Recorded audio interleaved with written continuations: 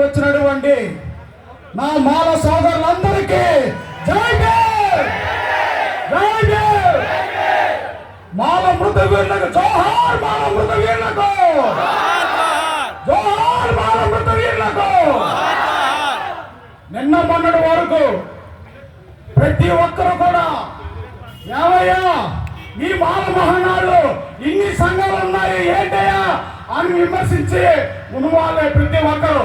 ఈ రోజు చూడండి అన్ని మాల మహానాడు ఈ వేదిక మీద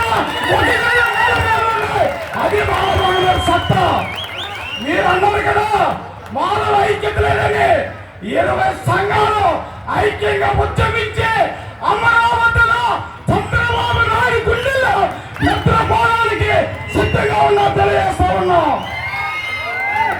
ఆగస్టు 1వ తారీఖున సుప్రీంకోర్టు 7 సభ్యుల ధర్మాసనం ఏదైతే తీర్పిచ్చిందో ఈ ఉమ్మడి రాష్ట్రంలో ఉన్నటువంటి రెడ్డి ముఖ్యమంత్రి, తెలంగాణ కమ్మ ముఖ్యమంత్రి, ఆంధ్రలో ఉన్నవాళ్ళు మేము ముంచేస్తాం మీరు ముంచేస్తాం అని చెప్పేసి ప్రగల్భాలు పలుకుతూ ఉన్నారు. మీకు ఛాలెంజ్ చేస్తా ఉన్నా వర్గీకరణ జోళ్ళు మీరు ముట్టుకుంటే మస్ అయిపోతారని చెప్పి సందర్భం తెలియజేస్తా ఉన్నాం. ఏమనుకుంటున్నారు? మొన్న ఇచ్చినట్టు సుప్రీంకోర్టు తీర్పు ఏదైతే ఉందో ఆ తీర్పు సంగతి మాకు తెలియదు అనుకుంటున్నారా?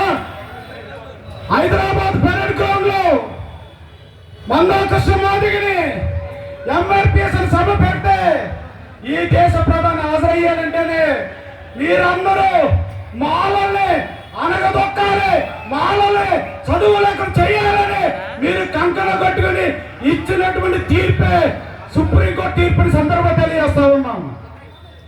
చదవాలంతేకాదు ఈ వేదిక మీద వివిధ జిల్లాల నుండి అధ్యక్షులు చాలా మంది వచ్చారు. వాళ్ళందరికీ మనం మాట్లాడే అవకాశం ఇవ్వాలి కాబట్టి ఈ యొక్క అవకాశం ఇచ్చినటువంటి తండ్రి సుకుమార్ గారికి నా యొక్క హృదయపూర్వకమైన జై భీమ్ తెలియజేస్తూ ముగిస్తున్న జై భీమ్. Thank you. భారతదేశాన్ని ఇక్కడ ఉన్న పెద్ద